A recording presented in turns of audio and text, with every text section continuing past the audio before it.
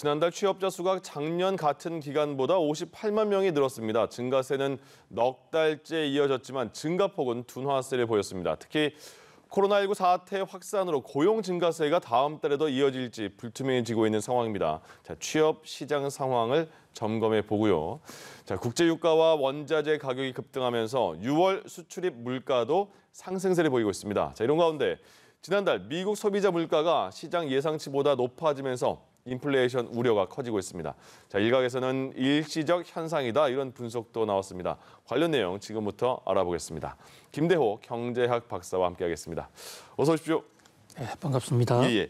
취업자 수가 넉 달 연속 증가세를 보였다고 하는데 그럼 고용 성적표가 좀 좋아졌다고 볼 수 있을까요? 그렇습니다. 통계청 발표인데요. 6월 달에 우리나라의 취업자 수가 전년 동기 대비 58만 2천 명 늘어났습니다. 네. 이 지금 신규 취업자 증가 숫자는 코로나 팬데믹이 시작하던 2020년 2월 달부터 계속 줄어들어서 한 달도 빠짐없이 지속적으로 감소를 하다가 올해 3월 달부터 상승세로 반전했습니다. 예. 3월, 4월, 5월, 6월 이렇게 4달 연속으로 지금 상승을 했습니다. 지금 그래픽에 나와 있죠. 네. 물론 상승의 그 폭은 지난달이나 지지난달에 비해서 조금은 줄었지만 그러나 지난 1년간 비교한다면 이제 완연하게 회복세로 돌았었다. 특히 홍남기 부총리는 오늘 페이스북에서 이런 글까지 올렸습니다. 현재 늘어난 숫자, 줄어든 숫자를 총계 비교를 해보면 네. 지난해 코로나 팬데믹이 생기기 이전 그러니까 2020년 2월 달의 취업자 숫자와 지금 6월 달의 취업자 숫자를 비교하면 그 당시 숫자의 99.4%까지 회복을 했다. 네. 그러니까 거의 코로나 팬데믹 이전까지 갔다. 적어도 총량 면에서는 이제 코로나 쇼크를 고용 면에서 어느 정도 회복하고 있는 그런 모양새입니다. 네, 오랜만에 기분 좋은 그런 소식인 것 같습니다. 그리고 40대 취업자 수가 5년 7개월 만에 증가세로 돌아섰다고 해요. 그럼 이거는 또 어떤 의미를 갖는지 궁금하거든요. 40대 우리 사회의 흐리죠. 예. 딱 중간에 있는 어린이도 키워야 되고 어른도 또 모셔야 되는 이런 우리 사회의 주축 세력들입니다. 이 40대 취업자가 이제 2015년 후에 첫 증가세로 들어섰다. 예. 이것은 이제 코로나 팬데믹으로 인한 기업체에서 쫓겨나는 그런 숫자가 코로나 팬데믹 이후에 계속 늘었었는데 그게 어느 정도 멈춰섰다라고 볼 수가 있고요. 또 하나는 지금 40대가 폭발적으로 늘어난 분야가 복지 서비스 또 건설 현장 이런 데 복지 서비스 같은 경우는 정부가 이 40대 취업 직장에서 떨려난 분들을 위해서 공공형 아르바이트 자리를 많이 만드는 이런 점들이 많이 기여한 것 같습니다. 네. 그러나 이제 전체적으로 놓고 보면 이 내용 구성에 있어서 36시간 이상 일한 취업자가 전체 취업자 2,700만 명 중에 한 2,100만 명 정도고요. 네. 나머지는 아직도 36시간 이하거든요. 그런 면에서 아직도 좀 더 갈 길은 남아있다 이렇게 볼 수 있겠습니다. 그리고 또 하나가 지금 코로나19 사태 확진자가 많아지고 거래두기가 굉장히 강해졌잖아요. 예. 이 코로나 사태 여파도 또 고용 부진에 또 영향 미치지 않을까 이런 걱정은 어떻게 생각하세요? 그렇습니다. 지금 그림에서도 보시다시피 실업자 수도 5달째 계속 낮아지고 있지 않습니까? 네. 실업자가 이제 거의 100만 명 아래로 들어갈 그런 모양으로 전체적으로 지금 좋아지고 있는데요.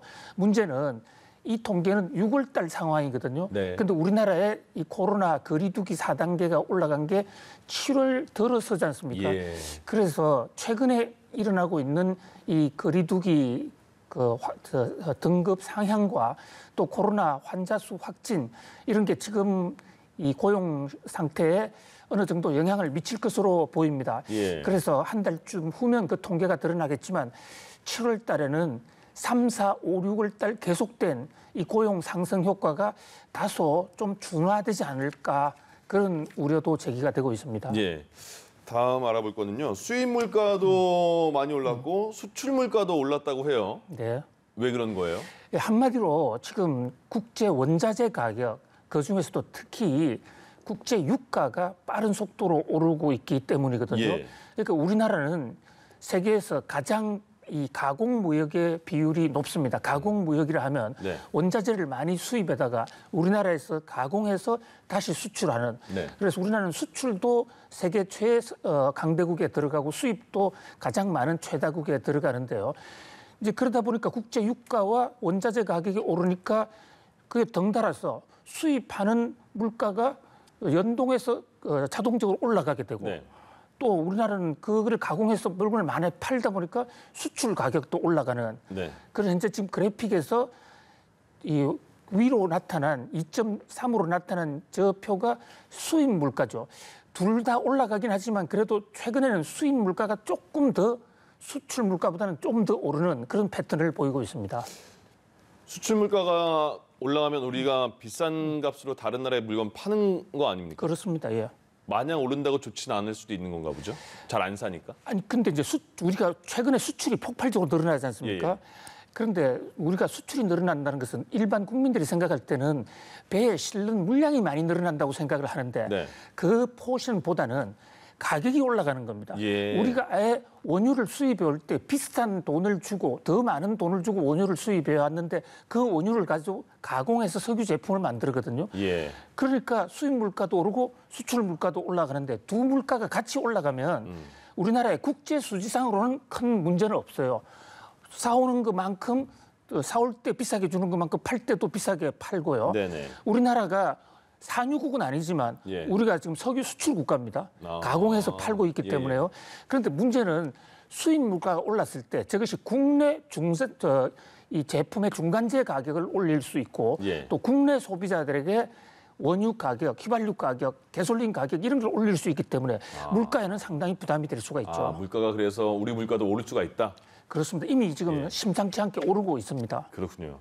자, 그리고 지난달 미국의 소비자 물가를 보면 미국도 큰 폭으로 올랐다고 하거든요. 이건 왜 그런 거예요? 예, 미국의 지금 소비자 물가 CPI가 무려 5.4%나 올랐는데요. 예. 저게 13년 최대폭으로 올랐습니다.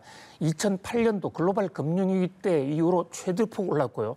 저 소비자 물가 중에서 이 식품하고 원유를 뺀 그 거는 소비자 물가는 거의 30년 만에 최대폭으로 엄청나게 올랐습니다. 지금 그래프를 보시는 대로 5.4%라는 것은 예. 미국 연방준비은행, 미국의 중앙은행에서 억제 목표가 2.0%거든요. 목표보다도 무려 2배 반 이상 올랐습니다. 예. 이 목표라는 것은 이 이상 오르면 절대 안 되겠다. 억제 목표거든요. 그래서 2%를 마지노선이라고 그러는데 그 마지노선을 훨씬 넘어서 2배 반인 5.4%까지 올랐습니다. 그래서 겉으로 나타난 숫자만 보면 이것은 상당히 하이퍼 인플레이션, 물가 폭등 상황이다. 이런 진단도 나올 수가 있는 것입니다. 왜 이렇게 오른 거예요? 오른 것은 이제 핵심적인 것은 코로나 팬데믹 상황 속에서 미국 정부가 경기 부양을 위해서 돈을 엄청나게 풀었습니다. 예. 통화량이 많이 늘어나면 네. 일찍이 시카고 학파의 경제학장인 밀턴 프리드만 교수는 물가는 언제 어디서나 통화적 현상이다. 거꾸로 얘기하면 통화를 풀면 결국은 물가가 오른다. 그 현상이 지금 전 세계적으로 일어나고 있는 그런 모습이에요. 미국의 소비자 물가를 알아야 되는 게 우리나라도 영향이 있어서 그런 거예요? 직접적으로 연결이 돼 있죠. 네. 우선 미국의 소비자 물가가 높이 올라가면 우리나라에서 미국으로 물건 팔기가 상당히 좋아질 것으로 보이고요. 예. 그 밖에도 환율 이런 데서 동반 영향을 받게 되는데 문제는 전년 동기 대비 물가가 5.4% 높아졌다 이래서 무조건 이게 위기다 이렇게 볼 수는 없다는 겁니다. 예. 여러 번 강조를 합니다마는 이게 기저 효과라는 게 있기 때문에요. 지난해 동기에 비해서 높이 나타나긴 하는데 예. 그 내막을 들여다보면 이것이 일시적이고 그 하반기 들어가면 소비자 물가가 하락할 수 있을 것 같아. 이것이 미국 연방준비제도 이사회의 공식 입장입니다. 미국에서는 우리나라에서 걱정하는 것만큼 그렇게 심각하게 걱정하고 있지는 않은 것으로 보입니다. 예. 그러니까 인플레이션 신호탄은 아니라는 겁니까? 아니면 어떻게 봐야 되죠? 그러니까 물가는 상승하고 있는데 예. 인플레는 아니다. 아, 그 두 개가 또 차이가 있잖아요. 그렇죠. 이게 예. 물가가 오르는 것은 가격이 그냥 하늘로 올라가는 건데 예. 그 가격이 지속적으로, 구조적으로, 기저적으로 이렇게 올라가는 것을 인플레라고 그러는데 네. 아직은 인플레는 아니다. 다만 물가가 올라가고 있어서 인플레의 경고등이 깜빡깜빡하고 있다. 예. 그래서 미국 연준에서 테이퍼링도 하고 금리 인상도 하는데 6월 달에 나타난 5.4% 그것은 일시적이기 때문에 현 상태를 인플레 위기라고는 단정하기 어렵다. 이게 미국의 공식 입장입니다. 그렇군요. 알겠습니다. 김대호의 경제 읽기 김대호 경제학 박사와 함께했습니다. 고맙습니다. 고맙습니다.